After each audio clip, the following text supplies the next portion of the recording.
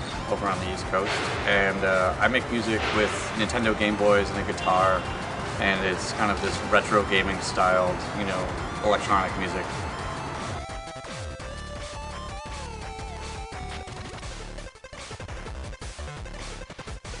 The name of the genre is loosely called chiptunes, actually.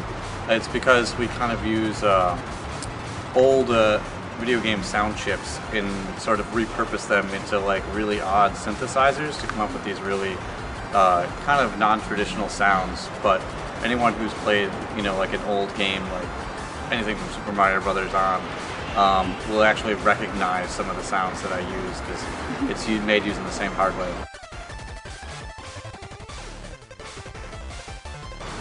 That is a complex question. I mean, I started playing music when I was like 12 years old, but I've been a semi-professional musician for the last 7 or 8 years now. And I've had a bunch of projects. I actually started off with my first successful project covering music from video games. And then I kind of graduated on to, composing music using video game hardware. They're kind of in the same family. And I kind of fell in love with that kind of music while studying to cover the music with my old band. So for the last 3 years or so, I've been making this chiptune sort of music, and I've just had a lot of experience in a lot of bands throughout the years. So it's been kind of easy for me because I've had lots of connections that I've made throughout the years. So probably like the last 7 years or so, I'd say I've been doing music seriously.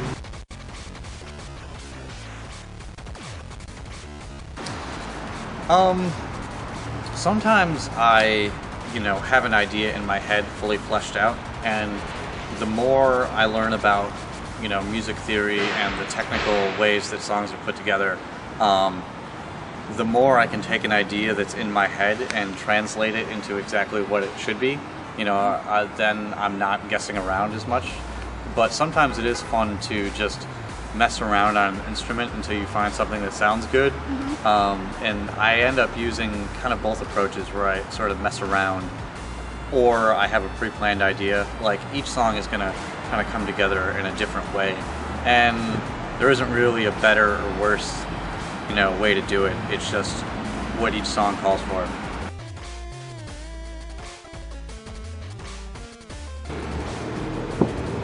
I would say the coolest thing is when, obviously, someone appreciates what you do and comes and says, that was awesome, or that experience, changed what I did.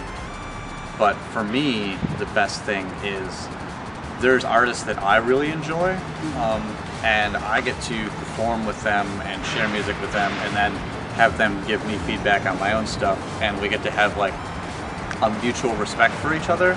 And for me, it's really cool to, be able to either share the stage or hang out with other artists who I respect, and then have them give me the same validation back. And to me, that's the coolest part of making music, I'd say.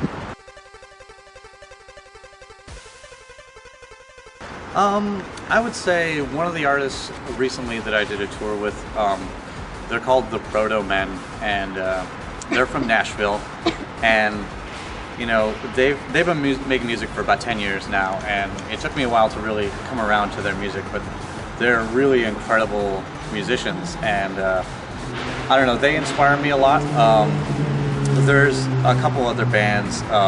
There's this band called Bit Brigade that I just love to death, and I love everything they do. I recently, talked to some famous Grammy-winning composer, and I showed him a little bit of my stuff, and he was like, "Oh, this is cool." I don't know. It's kind of it. There's hundreds of them, and some of them aren't very popular artists, but they're people who I respect. So, I hate to name names, too much over here, but it's okay. It's there are a lot of them, and some of them are people that I might just collaborate with online, like this guy named C. Jeff, or a guy who's in another band with me named Stemage. Or there's a lot of them, and they might be a little obscure, but to me it's just about the mutual respect.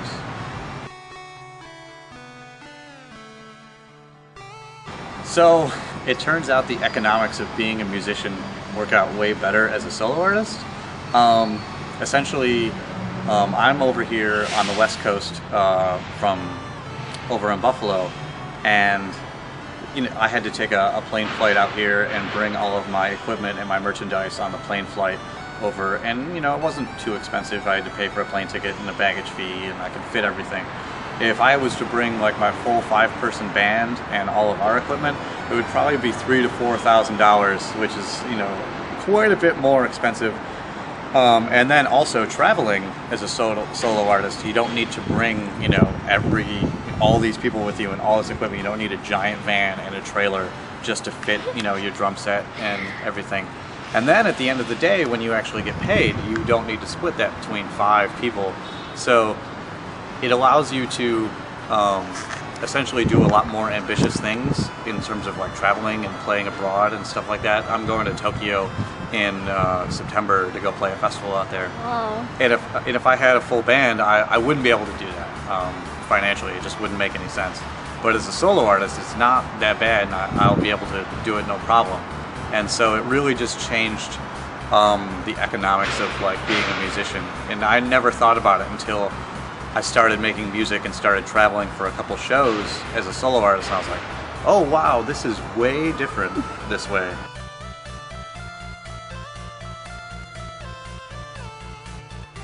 It's difficult. So in a band, let's say if I'm not doing something all that interesting, or if I'm not playing for a second, I don't have to worry about people looking at me really, because chances are there's another band member who is doing something interesting. I don't have to hold the crowd's attention all myself. And so you can kind of relax a little bit, and you can step up and be in the spotlight for a second, but you can also step back and kind of chill a little bit. Meanwhile, when it's just you up there, it's super it's very difficult because everyone's constantly looking at only you. You are the only thing that they're looking at. And so the first few shows I played, I tended to overplay.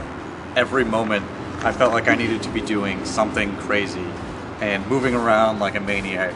And it turns out, I actually watched footage of myself, and I was like, oh God, you need to relax, because there was just way too much going on, and it actually made the songs worse that way. So it's definitely a lot more difficult. I'm not necessarily a guy that loves to talk on the mic that much. I'm more confident in my playing abilities and speaking with my guitar.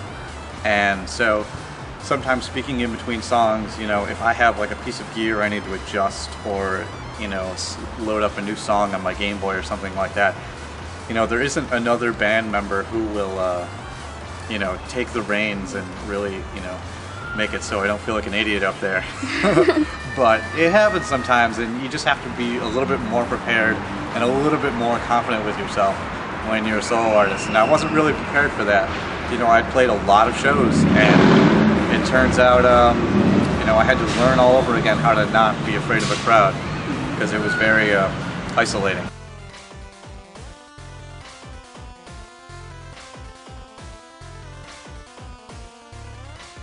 There's a magic moment sometimes where your music, if you really love it, because not to be an egomaniac and love myself too much, but I only make music that I myself would want to listen to, and I enjoy it. I enjoy hearing it. And so when you're playing and you have that perfect sound that's coming through a fantastic sound system, and that everyone's getting the best possible experience of hearing your music, it's like giving a really good presentation, or a good talk or something. You're yeah, I got my point across. This is exactly how I wanted people to actually see the stuff that I created.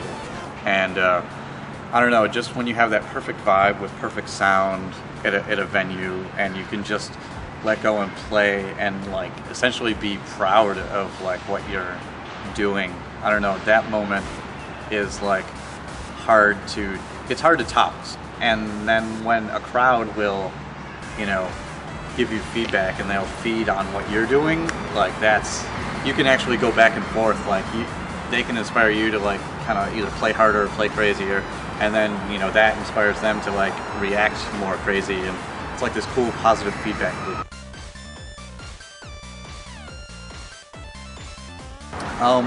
Currently I have this song called Danimal Across America, and I wrote that while I was doing this this trip all across the US. I wrote it during that, and that's why it's called that. But I recently inserted this section in the bridge where I take like a 3 or 4 minute guitar solo, and it's very, for lack of a better word, masturbatory, but it essentially lets me kind of do improv and show off for a few minutes, and kind of steps outside like a normal song structure. And every time it's going to be a little bit different, and you know, a little bit more, I don't know, sometimes it'll be more fun, sometimes I'll just try to like play the most technical solo I can, other times I'll just mess around and interact with the crowd a little bit more. But that's probably my most favorite part, because it's really open-ended, and I can really show off and let my guitar skills like shine there. And that's one of the reasons I wanted to play solo, so I could like essentially be a little bit crazier with my guitar stuff in a non-structured band setting.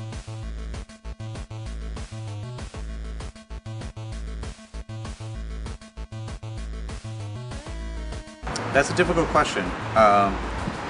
Essentially, the kind of music that I play, which is called chiptune music, it's been getting some significant growth in the last few years in terms of like why people finding out about it, and like with this exposure there's been a bit more press, a bit more popularity going on, and you know, it's possible that, you know, this weird subgenre of electronic music might become a